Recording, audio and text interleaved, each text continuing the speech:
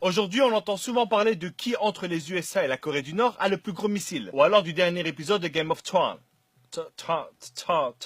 Mais il se passe un truc bien plus important dans le monde, vous l'aurez compris, aujourd'hui on va parler du Congo. Et donc quand je parlerai de Congo, je parle évidemment de la République démocratique du Congo. Le Congo est le deuxième pays le plus riche au monde, et je te jure ce n'est pas une blague, mais malheureusement vu que les Congolais ne bénéficient pas de leurs propres ressources, du coup c'est le deuxième pays le plus pauvre du monde. Aujourd'hui ce qui se passe au Congo c'est complètement la folie. C'est scandaleux mais t'es pas prêt. Je dis aujourd'hui mais ça fait quand même un bon moment que ça dure. Tout ça, ça a commencé avec l'ancien roi de Belgique a.k.a. Léopold II et la conférence de Berlin. Et le concept de cette conférence est tellement dingue que j'ai été vérifié pratiquement 100 fois pour être sûr que c'est pas un fake ou une légende. C'était une conférence où il y avait une énorme carte de l'Afrique, plein de pays occidentaux, tu sais, des mecs avec des grandes moustaches et chacun choisissait une partie de l'Afrique. Chacun prenait ce qu'il voulait de ce continent dans le plus grand des calmes airs. Et évidemment sans demander quoi que ce soit aux Africains. Et à ce moment-là, t'as Léopold II qui dit, bon, personne veut le Congo, c'est bon, je le prends. Je sais pas si tu te rends compte, mais à lui tout seul, il a décidé de prendre tout le Congo. Et là, t'es en train de te dire, ah, je comprends. Et donc, le Congo appartenait à la Belgique à ce moment-là. Non! Il était roi des Belges, mais ça n'appartenait pas à la Belgique. Ça appartenait à Léopold lui-même. D'un côté, il avait son boulot de fonctionnaire de roi, et de l'autre, il avait sa petite épicerie de 2 millions de kilomètres carrés. Et c'est exactement à partir de ce moment-là que tout est parti en vrille au Congo. Il a commencé par mettre des entreprises pour prélever le caoutchouc, mais quand il avait besoin de terre qui malheureusement appartenait à d'autres êtres humains, les négociations, elles étaient super simples. Je te donne 3 vélos, une casserole et tu me donnes ta terre. Et évidemment, si la personne d'en face refusait, c'était encore plus simple. Tu me donnes ta terre ou je te prends la vie. Et avec ses explorations, ses exportations, cette envie de richesse, il a à lui seul décimé pratiquement 15 millions de personnes. Ce qui représentait à l'époque quand même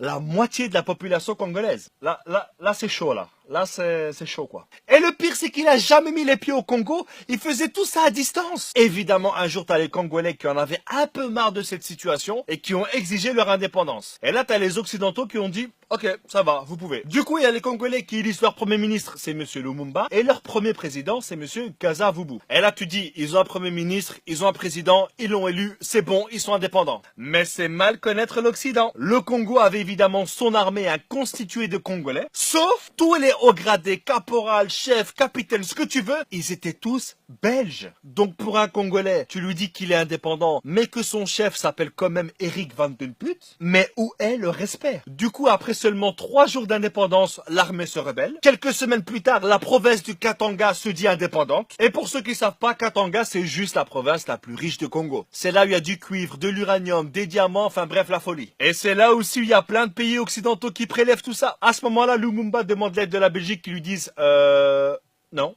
Mais en même temps, les rebelles qui voulaient que Katanga soit indépendante, eux, ils étaient soutenus par la Belgique. Et on se demande bien pourquoi, mais évidemment ceci ça ne nous regarde pas. Donc en gros, leur indépendance, elle a duré max 48 heures. Lumumba, qui n'était pas trop d'accord sur ce qui se passe au Congo, a demandé à la Belgique et à d'autres pays d'arrêter de voler leurs richesses. Et devinez quoi? Il a été tué. Mais ça, on commence à avoir l'habitude. Et l'officier qui a fait ça, il a gardé les dents de Lumumba dans son jardin, histoire de garder des preuves pour dire c'est moi qui l'ai fait. Ensuite, il y a eu Mobutu, et ensuite, il y a Kabila Père, qui, entre parenthèses, lui aussi s'est fait tuer dans des circonstances.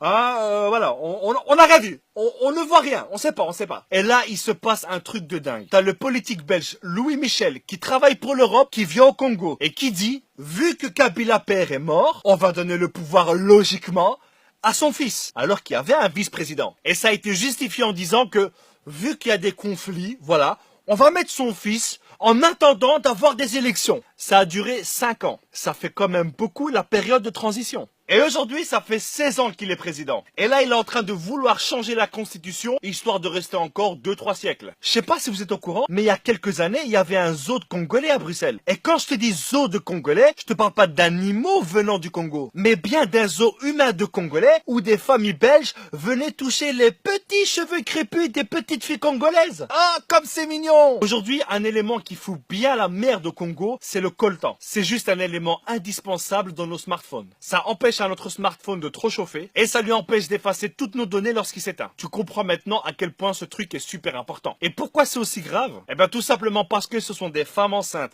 des enfants, des hommes qui sont payés 2 € par jour pour extraire ce précieux minerai. Et il y a des millions de personnes qui meurent à cause de ça. Et tous les fabricants de smartphones, d'ordinateurs, de tablettes utilisent le coltan congolais. Et ce coltan qui pourrait faire vivre tout le Congo est sorti illégalement vers le Rwanda qui le réenterre pour qu'ils puissent dire on est les premiers producteurs de coltan au monde. Quoi ? Tu commences à sentir comment elle pue cette histoire? On se demande bien à qui ça doit profiter tout ça. Aujourd'hui, ce magnifique pays qu'est la République démocratique du Congo est gouverné par des États, par des entreprises qui pensent que ce pays est un portefeuille. Et actuellement, il y a un génocide qui a déjà fait plus de 6 millions de morts, perpétué par des rebelles financés par des multinationales pour pouvoir piller le sol congolais. On est tous liés indirectement au Congo par nos smartphones. C'est vrai que cette vidéo ne va rien changer. Et là, il y a plein de personnes qui vont dire, mais pourquoi est-ce que tu l'as fait alors? Bah parce que seulement le fait de savoir ce qui se passe là-bas, c'est déjà un pas qu'on fait. Et un petit pas en avant dans ce monde, aussi petit soit-il, c'est quand même le signe qu'on avance. Donc les amis, je vous invite à partager un maximum cette vidéo. Il faut que les gens soient au courant de ce qui se passe là-bas. Que les gens sachent ce qui se passe au Congo aujourd'hui, et d'ailleurs depuis des décennies, et sous l'indifférence générale. Merci à tous, et que Dieu bénisse la République démocratique du Congo. Ciao. Nous avons connu les ironies, les insultes, les coups que nous devions subir matin, midi et soir, parce que nous étions des nègres.